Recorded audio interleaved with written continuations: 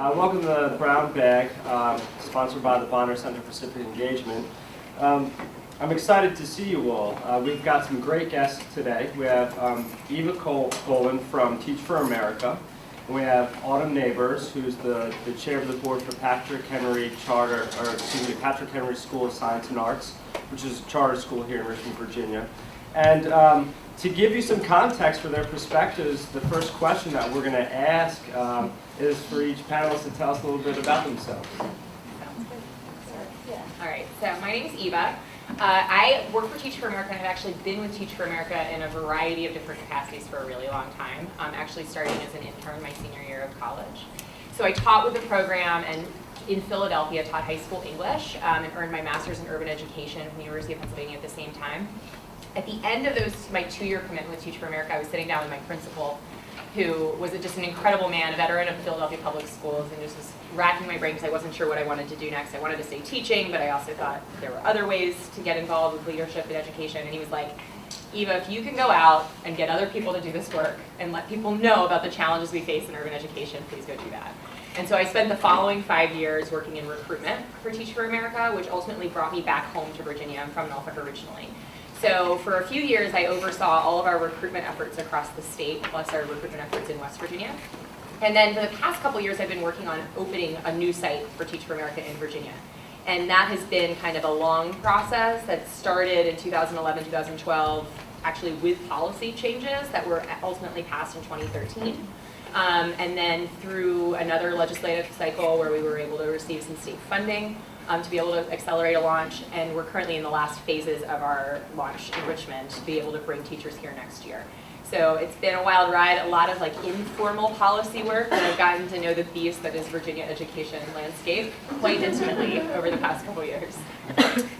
I started my journey as an undergrad student at UVA and went through their 5-year program, master's program, McCurry School of Education, and was a high school English teacher as well, and taught and began my career just south of here in Chesterfield County, and was a high school English teacher for 9 years. And then I decided that I wanted to do something more as well, national board certified teacher, and decided that wasn't really ready to leave the classroom and be an administrator per se. So I dabbled with that for a while, opened up a middle school in Chesterfield, and I was an administrator, teacher leader, made-up role that I kind of developed as I grew into it. And so basically I was an assistant principal / teacher leader. And I did that for 3 years, and now I'm in my 4th year in Chesterfield as professional development manager. So I manage all the teacher leadership programs, national board programs, leadership programs, and our new teacher induction programs. So that's one part of me. But another hat that I'm here to talk about is that I'm also the chair of the charter school in Richmond City, which is Patrick Henry. And that charter school is really unique and dear to my heart because of how it was created. And we'll talk about that when we talk about policy. But because it is the only charter school that was really created in the state of Virginia that's currently existing, that was created outside of the school system. It was grassroots, created by parents and educators and community members that wanted to see something different in their community. So I wear that hat. My third hat is I'm a mom. And so I have to speak on that hat too. I'm a mom, and my kids go to Richmond City Public Schools. And so I have a kindergartner and a 3rd grader. And so I kind of see educational policy from my educator experience of 16 years in practice in the classroom and outside the classroom and in central office.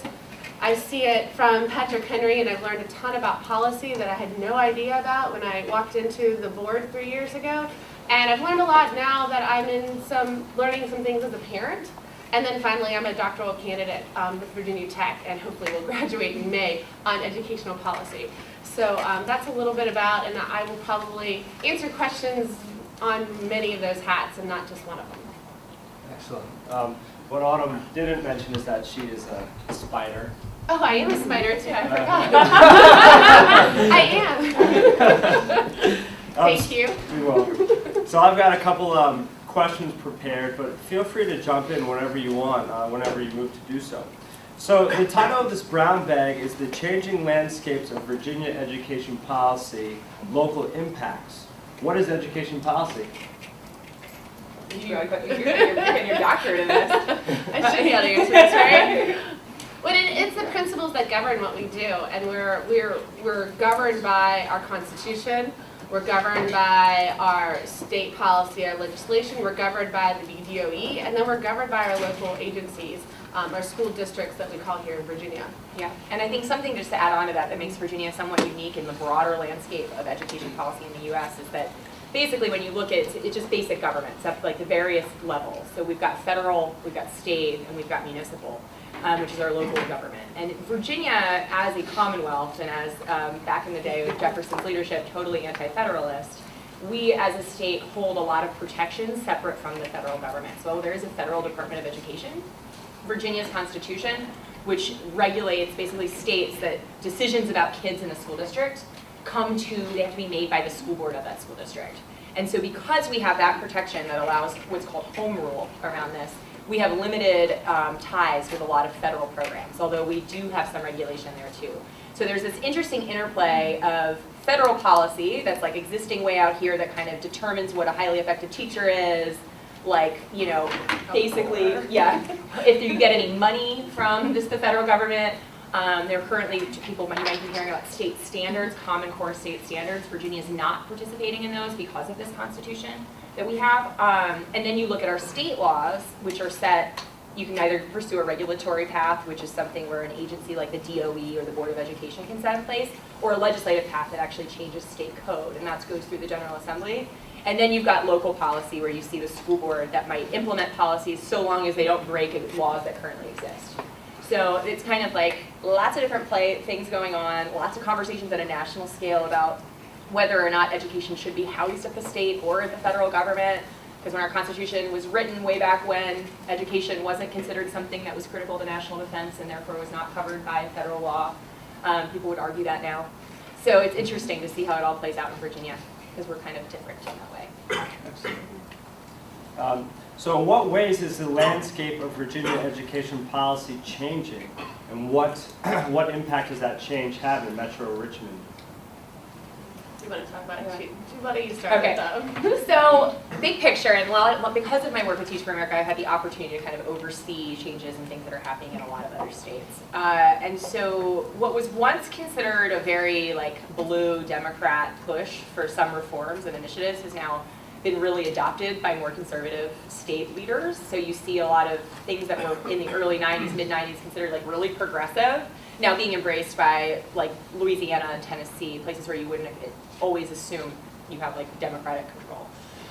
So what's been interesting about this is that what it means is that a lot of ideas that were coming out of the 90s have actually kind of become pervasive. Kind of recognizing big picture that broadly the way we teach students, the way we organize schools, this is a system that was developed over 100 years ago. It was developed for a population of students that doesn't reflect the population of students we have today. And so what we have in the world, in Virginia and the country now, is one of the most diverse student bodies in any country in the world, socioeconomically, racially, nationality-wise, and we are tasked with educating everybody equitably. And so the ways to do that, nobody's really figured it out yet. So nationally, we're seeing a lot of people try different things. That's where alternative pathways to teacher licensure are coming in, whether it's a 5-year pathway or a Teach for America program, or there's many other ways. There's career switchers in Virginia, residencies, or it might be alternative models of schools, charter schools, things that allow local communities to have choices outside of the traditional school district. So what we're seeing broadly is that a lot of these, what are called reforms, education reforms, have been adopted by many other states. To, in some places, great success. In some places, we've seen great failure, which actually makes me excited as a Virginian because I think we have an opportunity to kind of pick and choose from the best. That said, we do have some pretty significant limitations on our ability to enact a lot of the reforms that have been successful in other places because of this constitutional piece that I mentioned before. Because so much of our decision making about kids is limited to local control, which in many places is very, very good. But in some places it limits our ability as a state to enact policies that have been effective in some places because they came at the state level. And so that's something that I think is interesting, and as we look towards the future, conversations around who gets to make decisions about kids, like should it be just the local school board?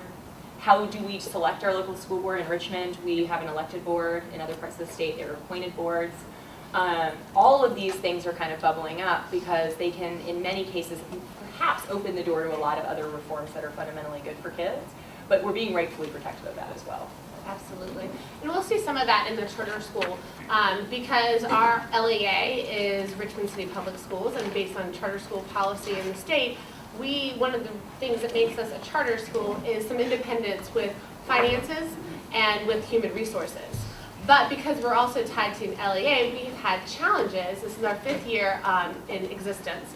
And so we've had challenges because our LEA, according to our state constitution, still has the governing power over us. But yet, we're supposed to have this independence of finances and also human resources. And so we get into struggles with that about hiring power. The application process by state charter policy has to go through our LEA, through RPS, and so that allows us and doesn't allow us to recruit some of the best that maybe we could do if we were on our own and we were completely independent. But we're attached to a larger system, which could be a good thing or a bad thing depending on the system. Also, our financial ties still go through RPS, so our money is still filtering, and so we don't have that sometimes the need, the quickness of an independent financial system where we can get to that quickly. Luckily we have, because we're a charter, we can set up a 501c3, which allows us to do that independent fundraising like a nonprofit would do, and that really helps our existence to do the things that we need to do for our structure, for our students, for our curriculum, and for our teachers. And just to finalize on that one, basically, just to clarify, when we're talking about LEAs, we're saying it's the school district. In other states where there are a lot of charter schools, there are a lot of different entities that can decide whether or not a school can be opened or manage that school. So in Virginia, only the school board can manage schools in their district. If you go to other places, the State Board of Education can approve, let's say, a charter management organization, a nonprofit organization that manages schools. In some places, that's great. In other places, it's kind of weird because you don't really know who's managing them. Mm-hmm. In other states, universities can actually be LEAs. They can authorize openings of schools and things like that. So we're in a place where there are some real benefits about being deeply ingrained in a community and being tied to a school district, but there are limitations associated with that. So like you look at Texas, where there's a really strong charter movement. And what that has allowed, because those schools had autonomy, they were able to really play around. I always talk about playing in a sandbox. And in Virginia, sometimes I'm playing in a sandbox with no sand. Mm-hmm. In Texas, they were able to kind of come up with some really neat ideas around hiring, particularly early hiring, realizing that one of the biggest challenges urban districts face is that they start the school year at a deficit because they're not fully hired by the first day of school. Well, they were looking at charter models that were able to operate freely, like without a lot of constraints, and they're like, okay, how does that school, we've always assumed the reason why we can't hire by day one is because it's just fundamentally too hard. We just can't change that. Well, that's wrong because this school's shown us that it's possible. So what do we have to do to change that? So you look at that, and that is now scaling out at a much larger scope. So a friend of mine who I know through Teach for America is actually leading, I think, the talent office in Dallas Independent Public Schools. And what they're now doing, they were fully hired. Their entire school district was hired by August 1. And that's like unheard of in urban education. So it's the challenges of some of our constraints means that we may be at a delayed scale or a delayed timeline for implementing some things that we just know to be good for kids. It does protect us from some of the experiments that might not always be great. And I think that's the fear. When I put on my hat as a public school educator, I say, well, I want to make sure that there's someone who knows about education that's playing in the sandbox too. And we don't want somebody, and so there's this tricky balance. On the charter school, we need some more freedom to try to do things, but at the same time, we see this, and you can see it in, in your daily education feeds about things that have gone awry with charter schools too, because there isn't someone that's helping to manage them and knows what we're doing. So we're trying these new things, and what's the detriment is students learning, and so we don't want that to happen either. So we're in, I think, the state of Virginia in a place where we need to loosen up a little bit, but we're learning from the lessons, like you had said before, of things of not to do and not to have this like a free open market of charter schools. And anyone who I've been to, I know how to run a school. I went through school, 16 years, so I can open up a school. Well, I would argue you can't. So there's that balance. Yeah, and I think at the end of the day, we're in an exciting time, just because we always talk about the Virginia way. here, and that often is a nice way to say we don't change. And I hear a lot of things, like, and this is something that comes up all the time, right? Like, people who've been here a long time, they're like, that is never going to change just the way it's always been. Well, I'm like, well, the Virginia State Constitution in 1952 said black students and white students could not go to school together. So, like, this is something that can change. And I think we're at a point now, and I actually credit Dr. Ayers a lot for opening up the conversation about race and diversity in many ways in this community. But I think there's energy around identifying inequity and a charge to change it. And I think we're gaining courage and boldness around doing that legislatively. And we saw that when we passed the Teach for America Act in 2013. People were willing to try something new. I mean, new in that it's been around for 20 years in other places, but like new for Virginia. So, and I think that it is a really exciting time to be involved with education policy here. Excellent. I just want to back up real quickly. LEA, what does that stand for? Local Education Agency. Excellent. Did everyone hear that? Sorry, I was speaking. So. That was a ton of information. That sparked, which is great. Your brains. Did that spark any questions before I move on to my next one? Yes, sir. Carol Wolf, who served on the Richmond School Board, just posted something last night. It says, consider the startling revelation that one reason Richmond Public Schools students did not do so well on the state-mandated standards of learning, SOLs, test for the last 2 years is that RPS teachers and principals were using old information preparing students for the wrong test. Evidently, former RPS Superintendent Yvonne Brandon and former Assistant Superintendent for Instruction and Accountability Victoria Oakley never even bothered to make sure that the curriculum was aligned with the SOL test, much less provide teachers, principals, and parents with the up-to-date tools necessary to help children succeed and master the SOLs. And she goes on to talk about how, rather than hold Brandon accountable, VCU School of Education rewarded her with a fancy title, Executive in Residence, and is paying her $90,000 to teach future student teachers and administrators all about strategies for success in urban school systems. I was wondering if you had any comments about that.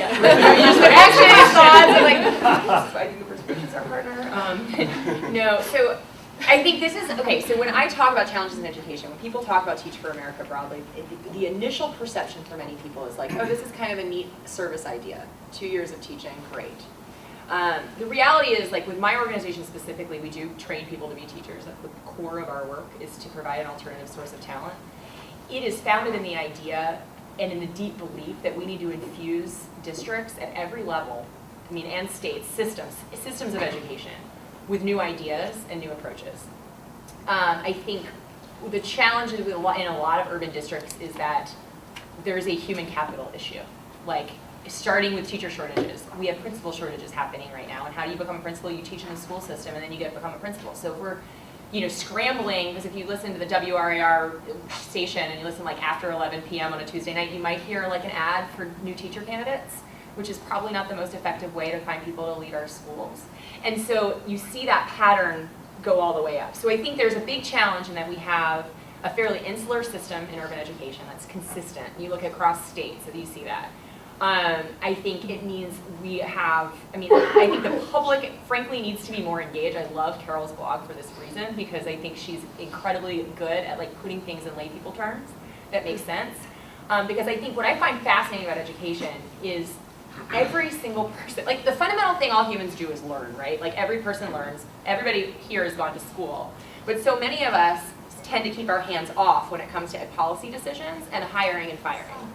So, I mean, I think I know very few people who off the top of their heads could name the 3 candidates who were the finalists for Richmond Public Schools superintendent in December. And that's a challenge, that's a problem. Like that's a fundamental problem. We don't have a broad awareness building piece. One of the things Virginia lacks, we were talking about this earlier, is an independent 501c3 or C4 as an education advocacy organization that you see in other states, an organization that does research and shares it with the public and just says, hey, based on general knowledge, these things that are happening are, you could be considered good or could be considered bad, but at the very least, hey, public, make decisions on these things, show up at your school board meetings, advocate for things that are personal to you, and give you the language and the ability to do so. And so I think that is a travesty. Not only that, I think that's illegal. Like I think that's malpractice. If a doctor did that, there would be lawsuits, they would lose their license. But I think at the end of the day, we've lost a lot of public accountability for what's happening because we've created this insular system that almost prevents knowledge from escaping. But that's where, again, we need a new pipeline of folks coming in. We need people who are thinking broadly, and we need to be thinking aggressively, not just about filling teacher shortages, but how to fill principal shortages. How to do a broad-scale search for superintendents. What do we use as definition for qualification for school leadership? In Virginia, we use degrees, which is in some cases helpful, but if you're getting it online and it's not requiring seat time or time in schools, maybe they're not qualified to be able to lead something. I think that that's just indicative. I think that's a symptom of a much larger problem. As much as I think the people involved in it are complicit, at some level I think that's a symptom too. Like they were doing what they thought they were doing. We have a state DOE that doesn't communicate super well with our local school boards. That's where I would like to Yeah. answer that. I'm going to take a different Yeah. stand on that. I'm going to talk about the issues with the SOL in general.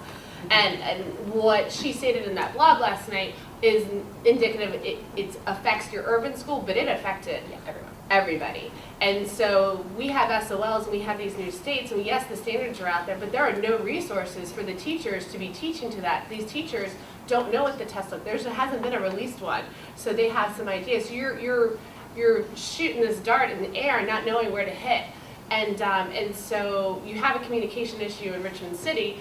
But you'll see throughout in all of the districts surrounding here how the SOL scores had greatly impacted them. I can speak for Chesterfield alone about the schools that are accredited with warning and how that number has gone up. And we're having the states coming in next week, and the work that we're doing to try to help our students reach these enormously broad SOLs, and we're not going to teach our students the depth that they need. And so that's a problem in itself, the lack of resources we get from the VDOE, from the state, but also the fact that these standards that we're having are rigorous, and we're revising them to be more rigorous, and that's good because we don't want our children just it's rote memorization of facts. I want my students to have skills and have rigor, but at the same time there should be some time for us to develop that and to change the cultural the mindset of how our teachers are teaching them, because when they came about in 1998, it's very fact driven, so that's our teachers started teaching that way because that's what the SOL is requiring it to do. I'm not saying that's right, but that's what happened. And now we're adding the rigor to this, and we have these multi-step problems in the SOL, but we need to go back and reteach and have the time to do that and not expect that 100% of our students are going to be able to achieve that in 1 year without any support or resources. Yeah. So that's a problem in itself regionally. And just from there, statewide. but that comes in with this LEA piece too. Like when you look at other states, people who teach in other states, they're handed a curriculum pacing guide when they start teaching. They might not be given lesson plans. They might not be given how to teach everything every day. But if you're in Tennessee and you're asked to teach standards in Tennessee, they'll say roughly where you should be in October, roughly where you should be in January, and roughly where you should be in April. So an alum of Teach for America who came back to Richmond to teach after 3 years in Memphis called me like total panic attack in August saying, I just got my assignment, I'm teaching 3rd grade, why is there no pacing or curriculum guide? Like, I have to create this whole thing myself. Are you serious? Nobody at my school has done this. And the challenge is the VDOE is saying, hey, local control, you guys got this. But there's no checks and balances to make sure that the people who are in the positions to actually implement this, like which should have been our chief academic officer, actually have the skills to do that. Because so often that job is administrative. It's not creating curriculum. And we don't have a chief curriculum officer. And so that's a big piece of where this legislation or this constitutional aspect of Virginia is causing challenges too. Go ahead, Tara. I have a question. I want to go back to the SOLs. I'm going to push back on a couple of things to ask questions. So my understanding about the way that SOLs work now in Virginia is that the testing, there's so many pre-tests during the year to see how the students are doing. And the key to this, to student learning and teacher being able to help them succeed in doing these benchmarking tests, is the idea that there's feedback. But my understanding is that they don't ever get to see which questions they missed and then see what the right answers were. So to me, the idea is not, the problem doesn't sound to me like the lack of understanding. I haven't heard teachers complaining so much about, I need to know what I'm supposed to be teaching on what particular day. Right. But it has to do with, what do you mean you're taking up 1/4 of my year doing benchmarking tests that we never get to see the right answers to? And I know someone who took the test as an adult himself and saw wrong answers on. So my question is, what people never ask is, well, who's creating these tests? tests are not magic. I think all of us, because we were raised as students in schools, think there's a magic right answer in the back of the book. But there are mistakes in things like that. And there isn't always, especially when you try to increase rigor, it means you get to more gray areas. Absolutely. And so the problem in the system that I'm seeing, that I don't understand how anyone's trying to address, really is there's not enough faith put in the teachers themselves. So that when the teachers that I know tried to say, wait a minute, you're talking about feedback and me doing a better job helping my students reach these learning goals, but it's a fake system. Right. Because I'm not getting the feedback. I can't give feedback to my students. So what is going on? So I guess I want to push you to speak to that reality.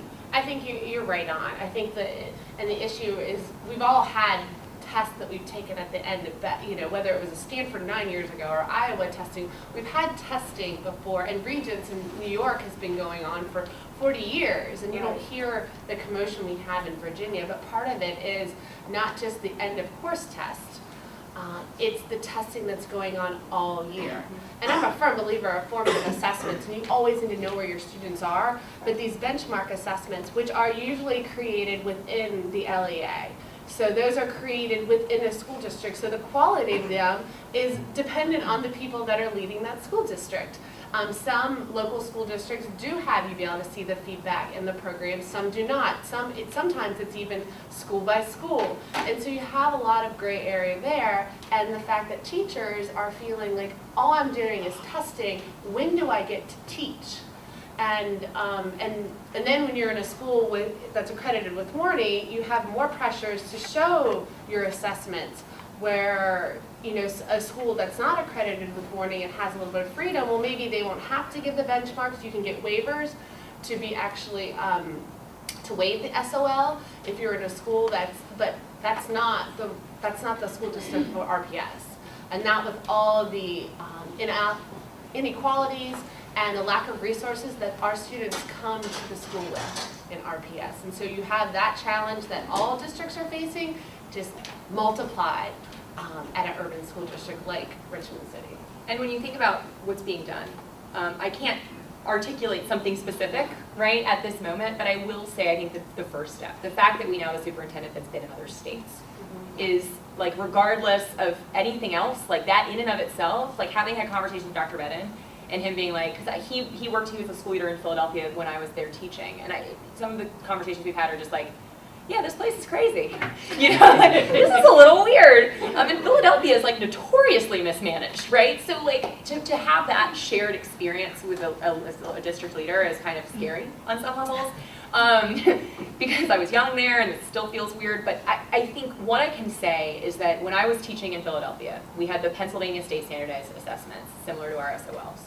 We had benchmarking tests every 6 weeks. Now, at the state level, but this is the key part of this. It wasn't that. The state level, they had basically aligned everything with a pacing guide. Did not tell me what to teach every day, but roughly said, if you want to have your kids on an 11th grade level by the end of 10th grade, and you want to hit these standards, they should be able to do these things by this time. So that way I knew roughly what my kids needed to know by the end of 6 weeks. And it wasn't crazy. It was like comparing and contrasting characters. It didn't mean that I had to teach in a really bizarre way. And then I got to do fun stuff. So, like my students we did weather reports based on myths, international myths about floods. So, you have the Noah's Ark myth, but every culture has a flood myth. So they all read them. And then they did a recording live from, Mount Ararat, site of Noah's building the Ark. And then, just like a weather story, and then they had to write a quick comparative essay about how their myth was different from another culture's myth. But they were prepared to answer 20 questions that asked them to compare and contrast in text. And it was a 20-question quiz. It didn't count against them for their grade, but I got the results back 5 days later. So I knew, and each question in that was tied to a state standard. So I could say, okay, Tyrese does not know X, Y, or Z, but he is strong in this area. So I'm going to focus remediation on X, Y, or Z with Tyrese. So we got the data back quickly. They were meaningful assessments. They were related to what we were doing, and I was given a pacing guide, so I knew roughly what I needed to be doing as a teacher, but it didn't hinder my ability to teach creatively. So we're at a point where we're administering tests constantly. They're not necessarily tied even to what the state is administering at the end of the year, because we have ACE that might be offset because the LEA is creating the benchmarks. And we're not giving that data back in a timeline that's reasonable. So you can't even adjust what you're doing. So even with our SOLs, folks are getting results back in September. That's crazy. These are Scantrons. I remember high school. They come back quick. Yes, ma'am. Just with a comment and a question as well for you later. Going off of what you actually said about teachers not knowing exactly what students got wrong because you never actually see the answers. I grew up in Virginia Beach, Virginia. I went to public school and I took SOLs for the vast majority of my life, actually. And I found that since teachers cannot actually see which questions we've gotten wrong, you see the letter answers, but you don't see the actual questions and the answers. I found that teachers were giving us tests from the year before, and we would just retake that same test over and over again, see which one we got wrong since we can see the question and the answers, take it again, see if we get it wrong again, and just do that over and over again, that same exact test from the year before. And I think I did that in about every class that I had. We would just take the SOL test from the previous year and just keep going over it. So you can argue whether or not that's the solution. I don't argue, but a lot of teachers kind of ran with that and found that was a better way of preparing students for the SOL for the current year. They get scrappy when they have to. I mean, I would argue that you prepare kids for SOL with good teaching and you teach them the standards. I mean, I taught SOL courses my whole career in the classroom, and I remember one year my kids, it was like March, like, we have to take the SOL in a month? It's like, yeah, they're like, why haven't you been talking about this? I don't need to talk about it. I'm teaching you and you're going to be fine. And a couple weeks before, we'll do a little test prep because there are some skills, test taking skills that we've all been through that's good to remember before you take a test. I don't need to teach the test, I need to teach the standards. And that's what we need to have, you know, future teachers here, that's what we need to have administrators here, and you have that leadership in a school that will allow teachers to do that. And you have leadership in a school that's afraid to let teachers do that because they're afraid that we know the simplest way to know that you got the information I was teaching is direct instruction. I'm going to teach it and you're going to tell me it, and that's how I know you have it. But how do I know you've retained it? It's a whole nother story. And so it goes back to, again, good teaching and things that are going to long-term memory. So our students are not just having the information to pass the test in May, but to have this information to be effective, you know, ideal graduates when they graduate our K through 12 schools. More questions?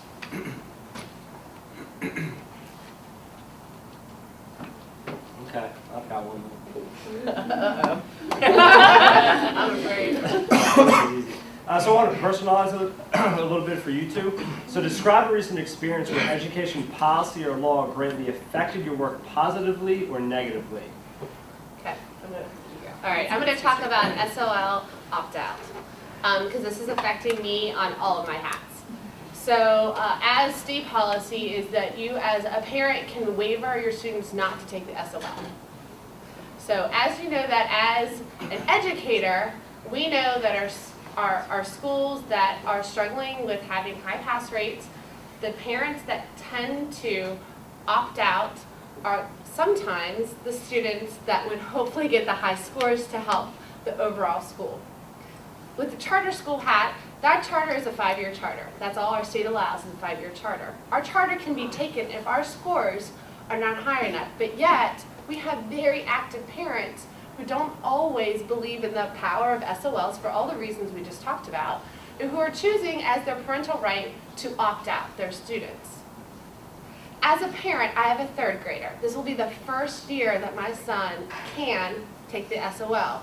I'm in an RPS school, and I know my son is gifted. I know he'll do well in the SOL. He won't be fazed by it, but there's a part of me that wants to not have him take the SOL for the purpose of SOL reform that we need to happen. And I think the more parents that are doing this, it's going to send up some red signals to, hey, we need to do something about our assessment practices.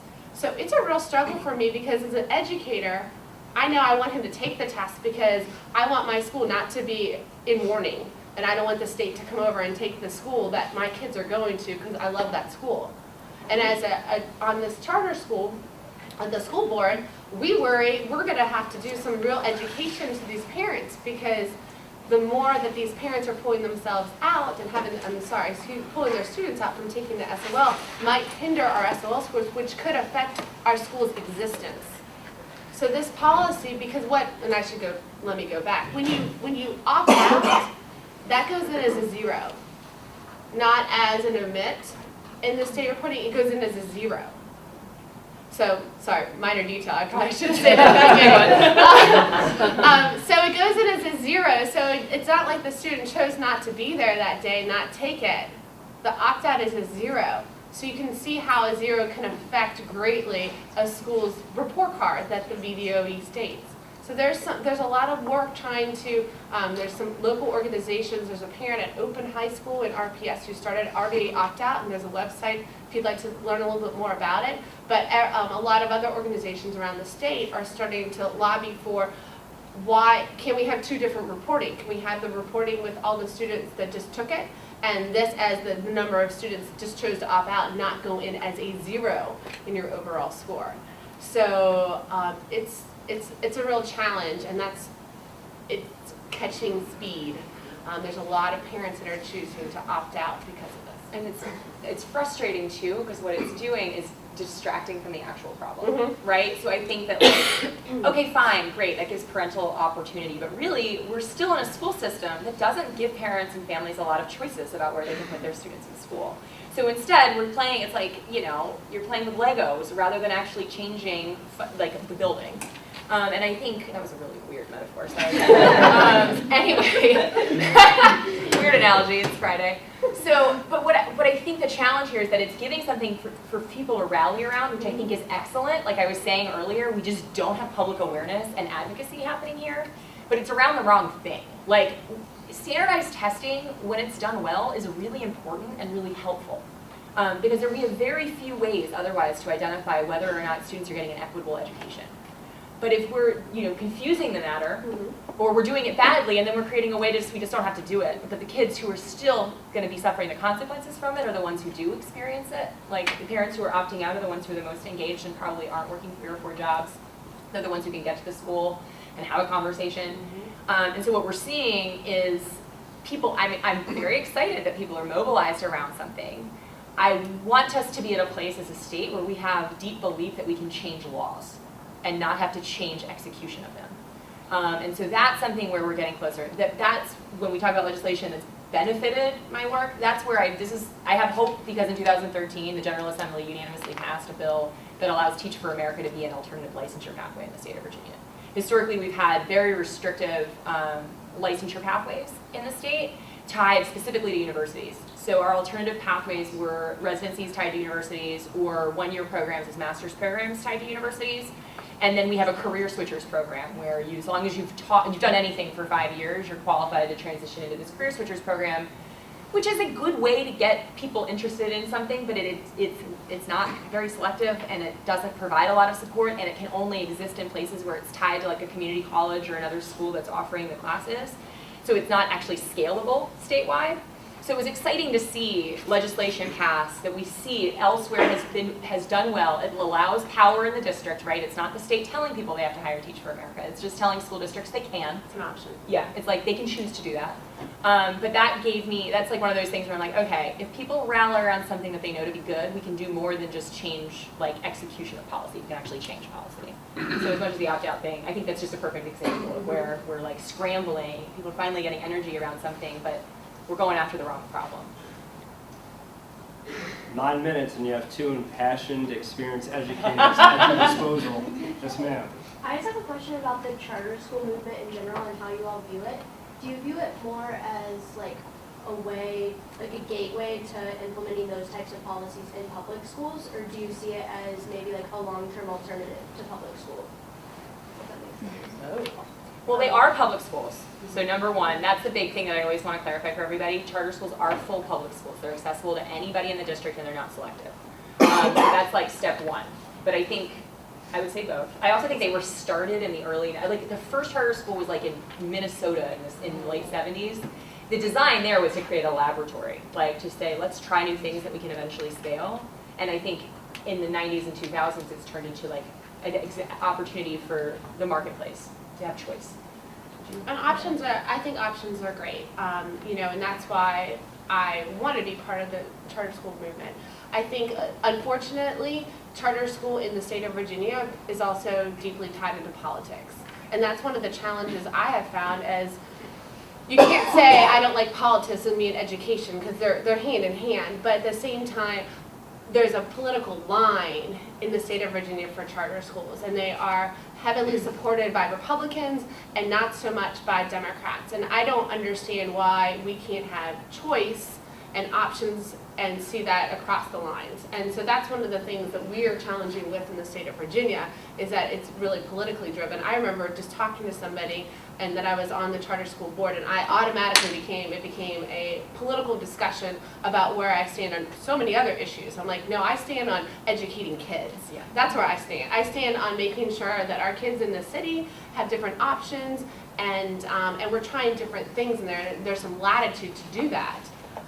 So I think it's about options, but I also think it's about growing those options in the state of Virginia. We have 2 more, so we're up to 7 charter schools in Virginia, but remember, the majority of those other charter schools, I'm not sure about the Virginia Beach one, but the other 5 were all created within the district. So the district said, I want to do something different. I want to have a little freedom. I want to be able to have a 501c3 with the school. So we support it, and we're going to create it. Patrick Henry is different because the community said, we want this, and there was a lot of resistance at first. Now, now the relationships are there, and we're constantly building that after 5 years.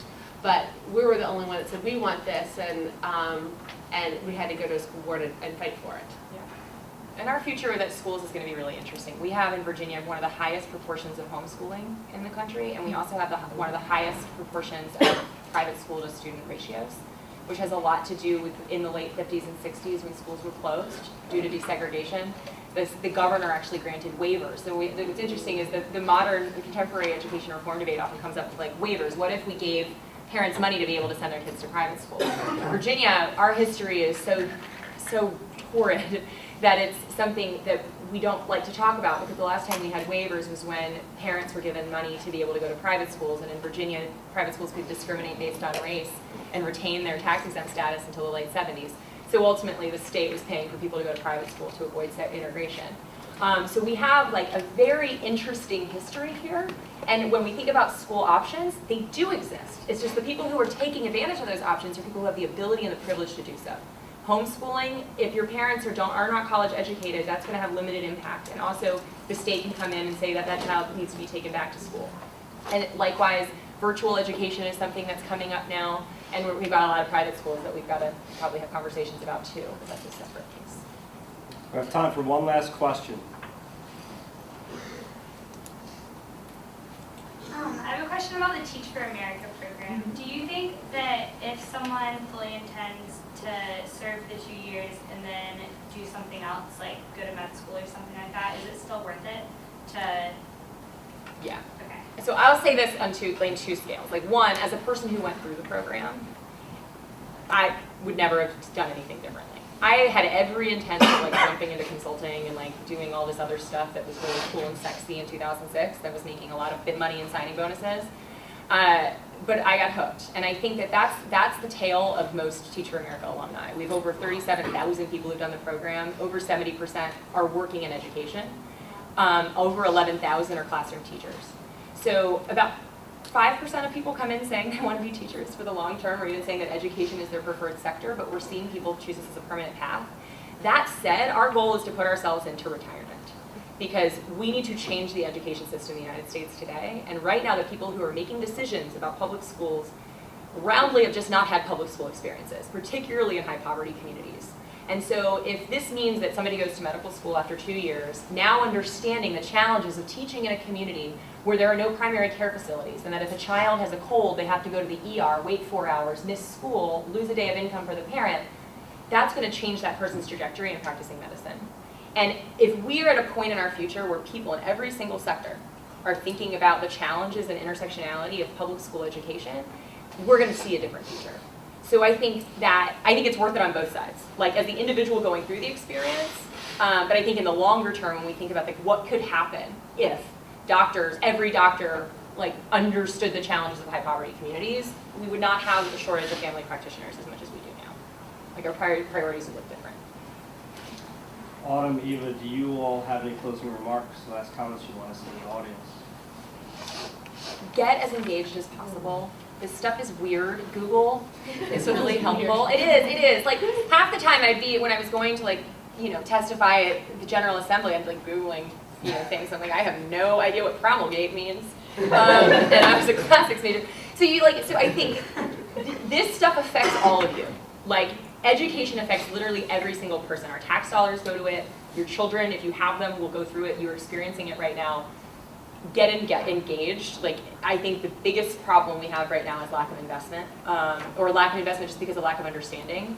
But this is where you have an opportunity to self-educate until we're at a point where we have somebody or an entity that is working hard to educate the public on this stuff. And I would say understanding. So the engagement, I completely agree. And my take is to make sure you have an understanding of how the schools are working, understanding of the policy behind it, and to be involved. I can't really, you said it best, so I'll let you know. And the people who are making decisions in our state, honestly, they're people who can take 6 to 8 weeks off of work a year, because that's what our General Assembly is. It's a part-time job. So you know about as much about this stuff as many of them do. So you should go to the General Assembly in January and February and testify at hearings. And we're always looking for new teachers. Yeah. I'm a teacher. I'm gonna put it. I thought you would definitely. I was like, we're always looking for teachers, and it doesn't matter at what point in time in your career. I just trained someone who had a whole profession, and she's 60 years old, and she's coming in the classroom, and she's awesome. And so we need people that are dedicated. What we see is the drop off as I work with new teachers. I see the drop off after year 3, after year 4.